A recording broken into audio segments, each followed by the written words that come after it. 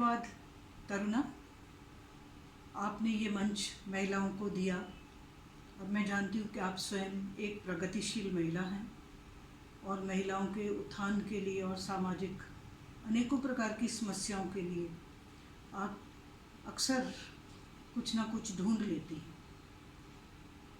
आज महिलाओं के विषय पर बात करने से पूर्व मैं ये सोचती हूँ कि महिला ही क्यों, पुरुष क्यों नहीं? क्योंकि महिला और पुरुष दोनों की सहभागिता से ही समाज परिचालित होता है। महिलाओं की समस्याओं के समाधान के लिए पुरुषों का योगदान भी उतना ही महत्वपूर्ण है जितना महिलाओं का स्वयं। यदि हम आज की महिला के विषय में ही बात करें तो ये एक बहुत ही जटिल विषय है। समस्याएं अनेकों हैं, क्योंकि यहाँ तक भारतीय समाज की बात करें तो हमारे भारत की परंपरा में प्राचीन काल में कभी भी महिला या पुरुष के जो दो भाग थे समाज के, उनका काम बटा हुआ नहीं था और ना ही उनके व्यवसाय। महिला और पुरुष दोनों की सहभागिता मैं समझती हूँ बहुत ही संतुलित थी जहाँ तक समाज के निर्माण और परिवारों के निर्माण का विषय है।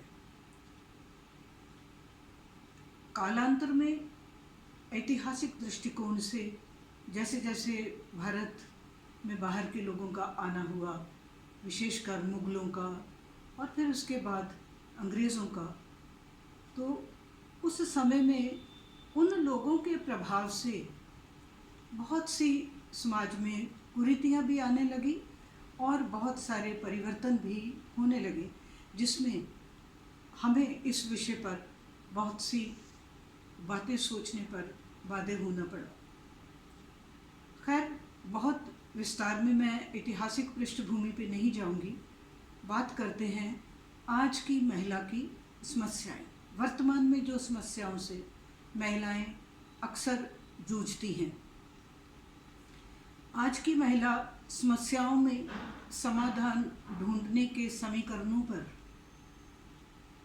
जो प्राचीन मान्यताएं हैं उनको तोड़ना चाहती हैं, उन्हें परिवर्तित करना चाहती हैं, क्योंकि वो भी विकास की एक सीढ़ी बनना चाहती हैं और उस विकास की सीढ़ी बनने के लिए वो किसी भी सीमा तक कुछ भी पुरुष के समकक्ष खड़ी होकर करना चाहती हैं। प्रसन्नता की बात यह है कि स्वाधीनता के बाद जब भारत स्वाधीन हुआ तो हम उसी विषय पर आते हैं और उसी समय को लेते हैं। तो जब भारत स्वाधीन हुआ तो भारत ने सबसे पहले अन्य विषयों के विकास की बातों के साथ ही महिलाओं के उत्थान के लिए भी बहुत कार्यों के ऊपर सोचा। सबसे बड़ी जो बात थी सोचने की वो थी महिलाओं की शिक्षा। तो मैं शिक्षा पर ही अधिक बल दूंगी। शिक्षा दो प्रकार की होती है।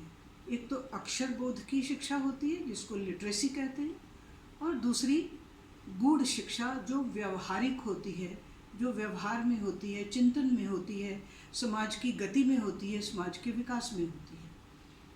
तो समाज में महिलाओं की सहभागिता रहे, जो जिसका उदाहरण हमें स्वाधीनता के संग्राम में भी मिलता है। महिलाएं पुरुषों के समकक्ष खड़ी होकर कंधे से कंधा मिलाकर शाना बशाना स्वतंत्रता के लड़ाई में लड़ी हैं। उसके बहुत सारे हमारे पास एग्जाम्पल्स हैं, उदाहरण हैं, जिसको हम कह सकते हैं कि महिलाओं की भी सहभागिता बहुत हद तक स्वतंत्रता को प्राप्त करने में रही है।